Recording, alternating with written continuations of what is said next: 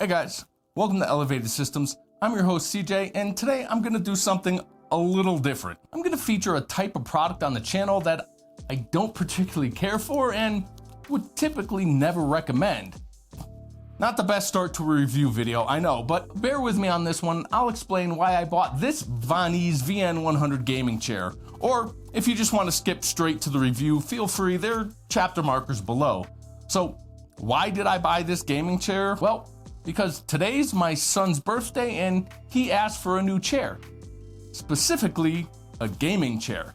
Now, his current desk chair is in need of replacing, but of course I suggested that I'd buy him a nice office-style chair, like the one I have, which is still in like new condition despite almost 2 years of heavy use. And he didn't protest, he's a really good kid, but I could see the disappointment in his face, so rather than dismiss it, I did a little investigation. Now my son spends probably 8 or more hours a day at his desk. He does school online 3 days a week, his cello lessons are online, his scouting meetings are online, and hanging out with his friends means FaceTiming while gaming on his PC. This is the world we live in now, and I started paying attention and I noticed that all the kids in his school WebEx meetings were sitting in gaming chairs.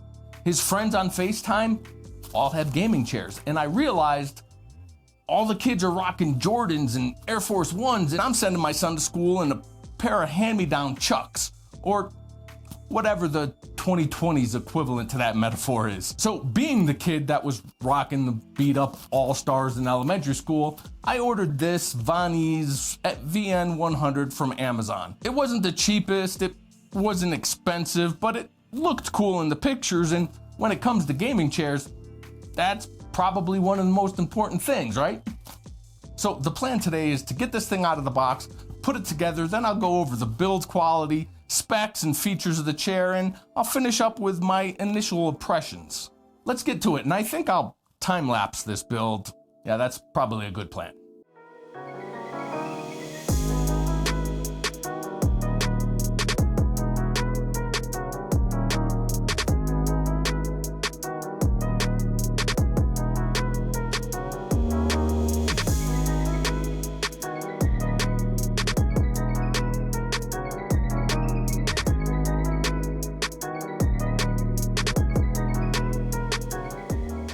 Okay, so according to my production plan, this is the point where there was going to be some B-roll shots with voiceover pointing out specific features of the chair, but to be honest, there really aren't enough features for that. There are 2 basic features that work. First, the gas piston has a travel of about 3 inches, raising the seat from 17 inches up to about 20 inches.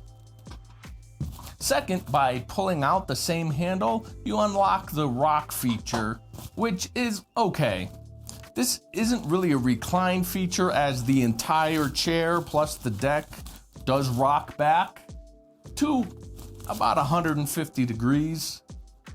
There is a knob to adjust the spring tension or rocking resistance, but the range of resistance maxes out pretty quickly. The last feature is this massaging lumbar pillow, which doesn't work. Now, this didn't come with a power brick, just a USB power cable, and there's no way I'm plugging this into one of my computers, but I plugged it into a 5-volt 900 milliamp USB power brick, which is what a USB 3 port outputs, and it worked until I sat against it. Now it doesn't work anymore. The controller lights up, but high, medium, and low all result in nothing. This thing seemed a little gimmicky to me to begin with, but it was a feature and it broke immediately. But just as a lumbar pillow, it's too bulky. While it's attached, it's not really possible to lean back in the chair comfortably. Even with the seat leaned all the way back, the pillow is just not comfortable and overarches the lumbar spine. Because unlike most gaming chairs of this style at this $150 price point, it doesn't include a head pillow. However, knowing my son, this will probably work for him as he's more of a forward-leaning, front-of-the-seat sitter. So the thicker pillow is probably good for him. For me, Once I remove the extra thick, non-functional lumbar pillow, the chair isn't too bad and it actually fits my back pretty good. The lumbar support in the chair back itself is actually not bad and has just about the right curvature for my back. My thoracic spine and shoulder blades fit nicely into the middle of the chair and are well supported, but now is one of the reasons I rarely find a racing style gaming chair that I've actually liked, and that's because of the non-adjustable headrest, if you can call it that. This one hits me right on C7, which is that large vertebra right at the base of your neck. And then the headrest itself doesn't provide any forward support for your head. And my head just leans back too far. Now, this position is great if I'm kicked back taking a nap, but if I was trying to get work done, or even say I was gaming, this is a racing style chair, so if I was using a desk mounted wheel for a racing sim, this is no good. If the headrest could just adjust up and lean forward, that'd be a much better experience. Another non-feature is the non-adjustable armrests, which is typically a feature at this $150 price point. Anyway, that's the features. I guess now let's talk about the build quality, and first with the good. The upholstery materials are a bit more premium than I've seen on a typical gaming chair at this price point. Don't get me wrong, it's still all vinyl or artificial leather, but especially the carbon fiber looking sections appear and feel pretty premium. The seams are stitched well at 5 stitches per inch. To put that in perspective, premium vinyl or leather car seats typically have a stitch frequency of 7 or 8 stitches per inch on average. The heavy white cotton stitch up the middle of the seat is also a nice touch. The chair also comes in 7 different color choices, which changes the color of this outside strip hair on the chair, with the exception of the red chair, in which the white accents are red with the outside strip being white. For all other colors, the white sections, as seen here, remain white. Other than the upholstery, the rest of the material and build quality is poor. Starting at the bottom, the casters are cheap and flimsy. This is definitely a chair you don't want to roll around on carpet for too long, or one of the casters will eventually break. I'm gonna have to get a floor mat for my son's room for this chair.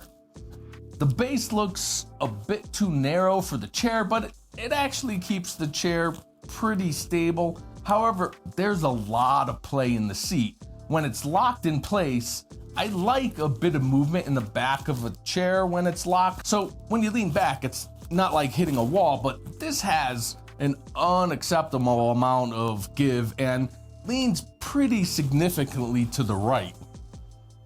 There's also a lot of lateral movement in the chair. Too much wiggle in this chair. Overall, I'm not hugely impressed with the overall quality of this chair. It seems like a sub $100 chair in terms of features and build quality, with a more expensive upholstery job, but still probably not worth the $150 price tag. But it does look cool, and it's a huge upgrade over the tiny little kids chair my son had since he was about 6, and it's still cheaper than the sneakers his mother bought him. So yes, gaming chairs are typically overpriced compared to office chairs in terms of feature, comfort, and build quality, but kids don't want to go to school online in an office chair, just like they don't want to go to school wearing that pair of New Balance from the discount rack at Payless. So would I recommend this chair for an adult? No, not if you're over 5'6" or 7 or over 200 pounds.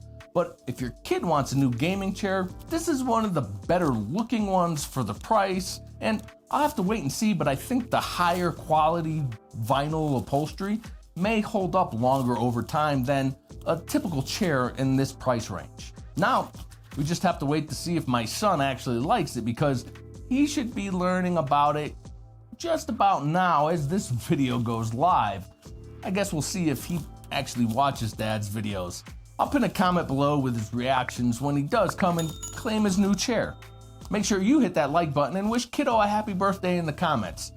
That's it for this one, guys. I hope to see you in the next one. Until then, stay safe.